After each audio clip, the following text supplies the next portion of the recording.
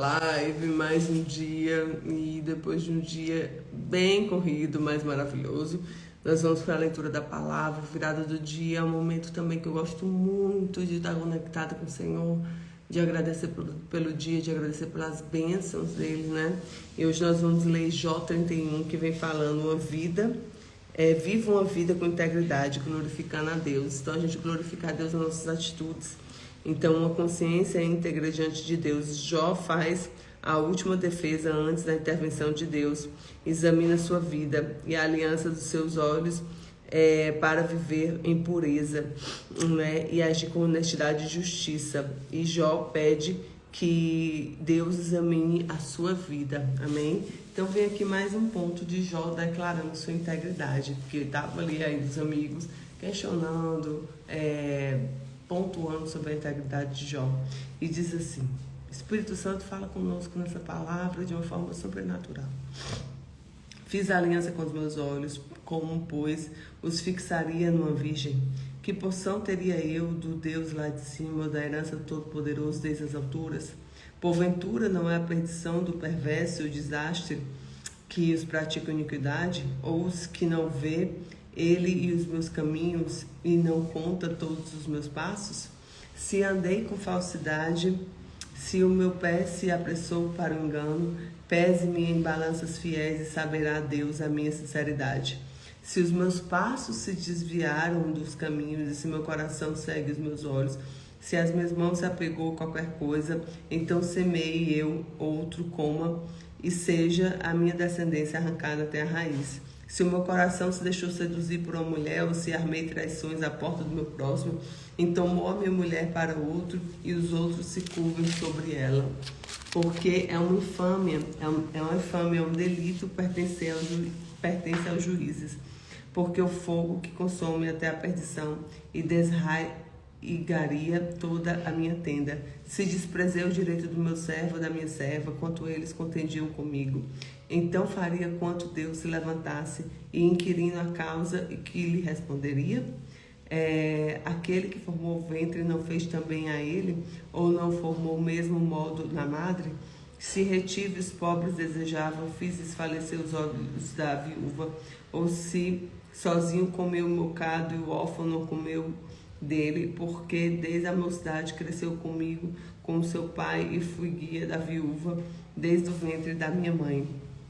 Se alguém vir parecer por falta de roupa ou necessitado por não ter coberta, se os lombos não me abençoaram e se não aquentavam as peles dos cordeiros, se eu levantei nas mãos o órfão, porquanto na porta vi a minha ajuda, então caía no ombro a minha espádua e separe-se o braço do osso, porque o castigo de Deus era para mim um assombro e não podia suportar a grandeza. Se no ouro pus a minha esperança e disse ao ouro, tu és a minha confiança, se me alegrarei que era minha riqueza e a minha mão tinha alcançado muito, se olhei para o sol quando resplandecia a lua caminhando gloriosa, e se meu coração se deixou enganar no meu culto e a boca beijou a minha mão, também seria delito e punição dos juízes, pois assim negaria Deus que está lá em cima. Então me alegrarei na desgraça do que teme ódio, e exultei tanto mal que o atingiu. Também não deixei pecar a minha boca, desejando a morte com maldição. Se a gente da minha tenda não disse, quem nos daria da sua carne, não nos fartaria dela? E o estrangeiro não passava a noite na rua, e as minhas portas abria viandante? Se Adão encobri as minhas transgressões, ocultando o delito do meu seio, porque eu temia grande multidão e desprezo das famílias me apavorava, e eu me calei e não saí à porta. Quem me dera que me ouvisse, eis que o desejo é que Todo-Poderoso responda, que meu adversário escreva um livro. Por certo que eu levaria sobre o ombro, por mim ataria sobre coroa. O número dos meus passos lhe mostraria, como um príncipe me chegaria a ele. Se a terra clamar contra mim, e se os sulcos juntamente chorarem, se comi os meus frutos sem dinheiro e sufoquei a minha alma dos seus donos, por trigo me produza cardos e por cevada joio. Acabaram-se as palavras de Jó. Então Jó ele começa aqui a falar sobre integridade, fazer questionamentos com a Deus, que tem momentos que a gente fica assim, né? Questionando, perguntando ao Senhor, porque nós não entendemos, né? Verdadeiramente não entendemos. Então, o primeiro ponto que a gente vê aqui é a integridade começa no coração. Uma vida santa é construída com escolhas feitas diariamente. Segundo, Deus se importa com a forma como nós tratamos as pessoas. Nossa fé deve ser demonstrada por meio de justiça, compaixão e amor ao próximo.